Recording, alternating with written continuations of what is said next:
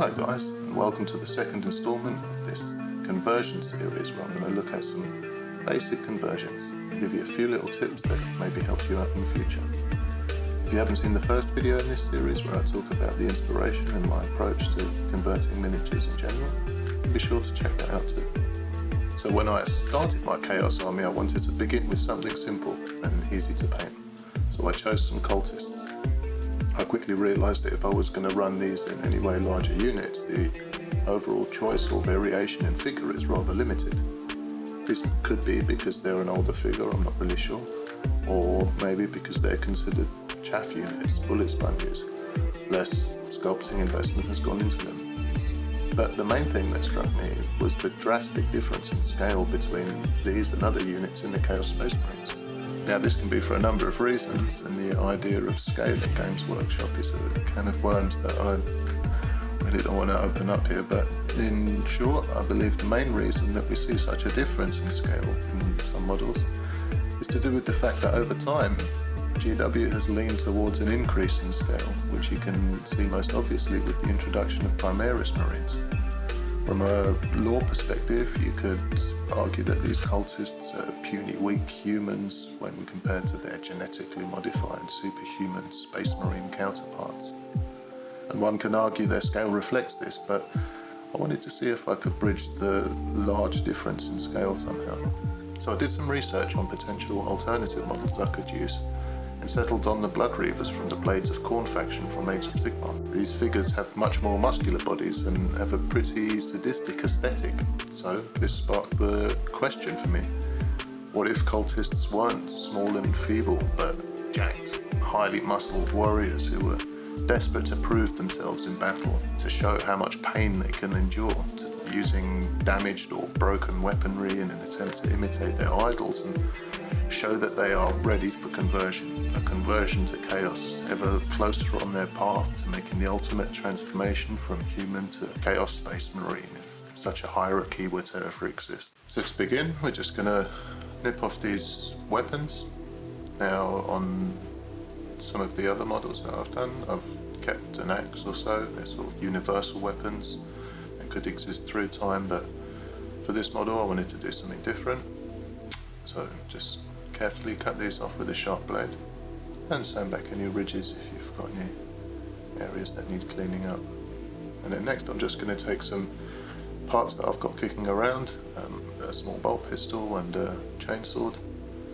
I'm going to say this bolt pistol is broken, stuck on single fire, so I can still fit in with my cultist weapons profile.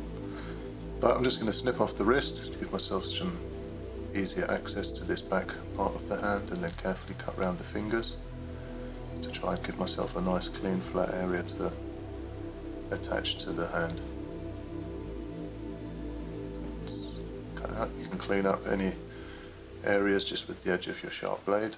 And for the chainsword we're just going to cut off the back. Be careful, oops. Take care not to do that, but in the end I don't think it will matter because it will probably be covered. But yeah, so we've carefully got ourselves a nice chainsword, and then just with a dot of super glue or some plastic cement we're going to attach this. Now this takes a little while to cure, be patient, and another way to do this would be to pin it, but we'll save that for another video at a later date. So again, just a small bit of super glue, I'll put too much in there, but plastic cement is another alternative to use for this. And then we're just going to add a little bit more spice by taking off this plumage from the chainsword, and we're going to use this just as a bit of added decoration. Another great tip is to use some jewellery chain. Now I've got this stuff off eBay, really cheap, and loads of it for what you pay for. But then just with a little dot of super glue we're just going to invert the model and then let gravity just adhere this. Be patient. Patience will be your friend. Clearly I'm not patient enough. And what took me by surprise was the weight of the chain comparatively is really something that can prove to be a little bit difficult, so if you can support this in your other hand, it really helps. Then yeah, just wrapping it round, imagining how someone could attach this type of chain to them, just with a little dot of super glue to secure it. Now you can super glue it as you go round, but I preferred the freedom and flexibility to adjust things, and then just with some more super glue, just sticking on this plumage to the bottom of the gun. Now this is one of those horrible little moments, but just be patient. Here's a little tip that can help you when your patience is feeling a little tested. Just use a little bit of blue tack, and this can help you support a miniature at a strange angle and let gravity assist you with the drawing. Equally, you could invest in some super glue activator. Then it's all stuck together. Then I quickly undercoated it, just with some black and then a little bit of grey from above, nothing fancy. So for this stage, we're just going to really be pretty quick about it.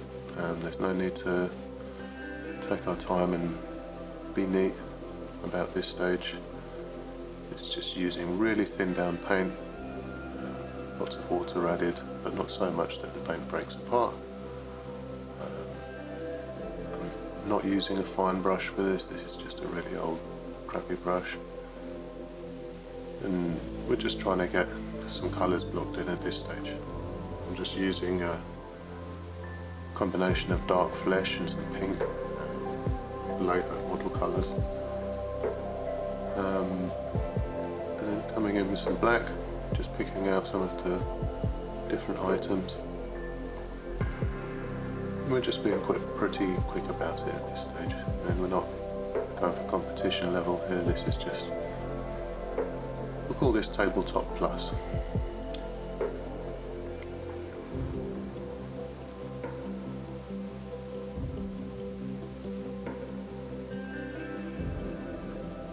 Just painting in the face mask here. And then slowly picking out some of the skulls. And this is just a stone grey colour. Colour I always like to use for my skulls to base them in with to begin with.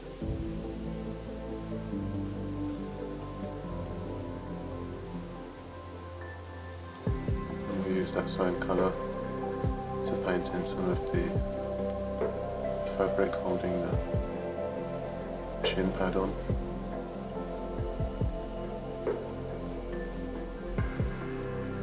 And we're just going to paint in some of the metal, and this is just a combination of some silver with a little bit of black mixed in. And it just brings down the overall tone of the colour.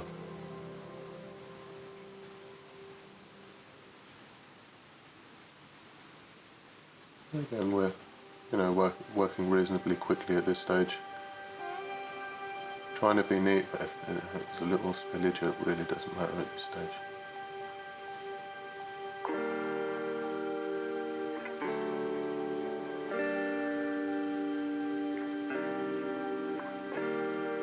We're just beginning to paint in the chain around the body again, taking our time a little, but lots of time to correct our mistakes.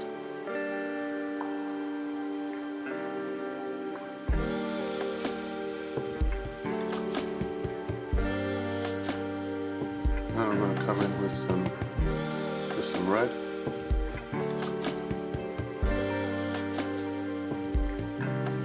Pick out the tassel. And then just I've just lightened up the colour a little bit, just by adding a little bit more dark flesh to the combination. So that's quite a nice yellow tint. And we're just beginning to draft in some of the muscle structures and the light way of it here from above. That's where our light source is going to be.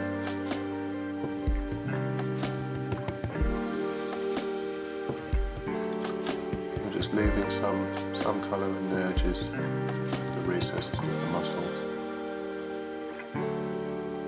Beginning to paint in the weapon here.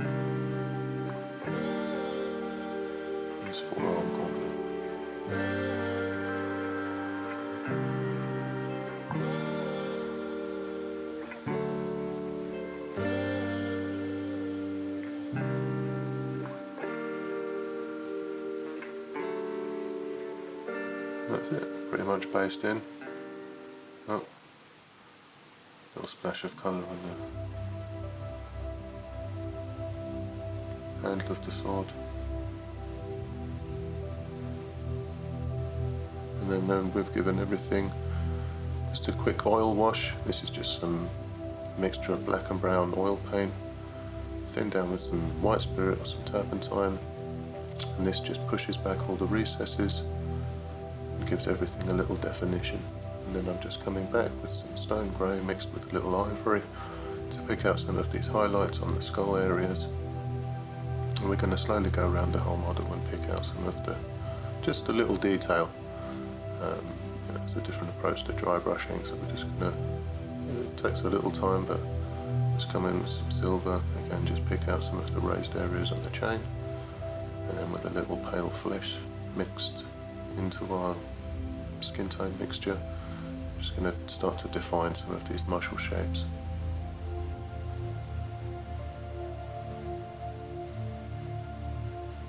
Again, working with very thin down paint here.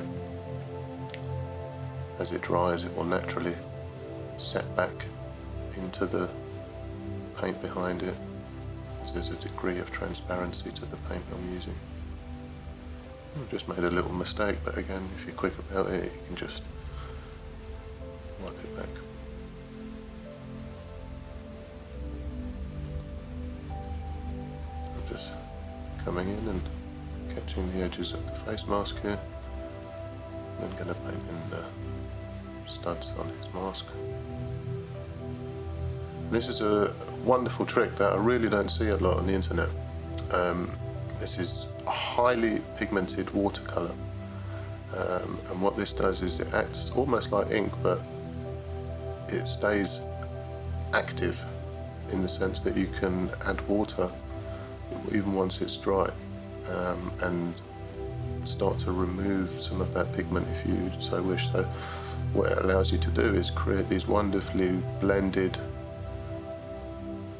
gradients. Watercolour by nature is very transparent, and it just gives you a really nice filter over all the colours. And I'm just going to begin to dry brush some of the base. It's just being really quite quick and just mixing slightly different colours in, different intensity of colour, just to get a little colour variation.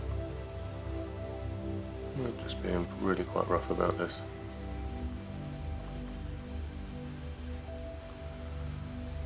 And with a few other layers and a few other little speckles, some light colours, darker colours, it all begins to mesh together. And then just a nice clean band around the base. I use a dark grey as my colour of preference. You can choose whatever colour you like. And this will just finish him off nicely. And there we are, a really basic conversion. A couple of weapon swaps and some chain. With a little imagination, these same principles could be applied to any number of applications.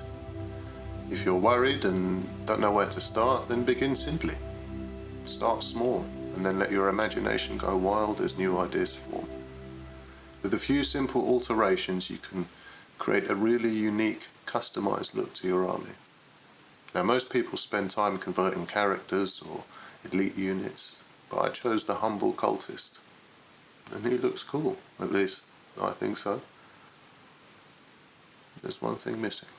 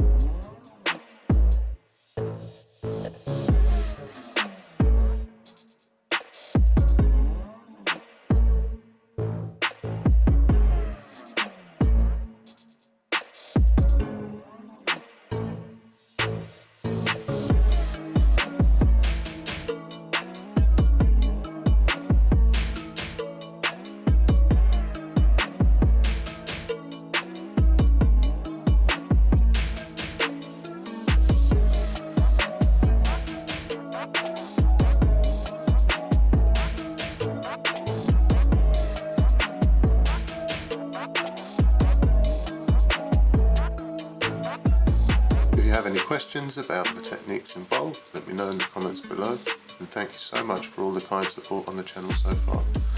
If you like this kind of video, you can support me by hitting the like button, share the video with your friends, and subscribe to stay up to date with more content like this.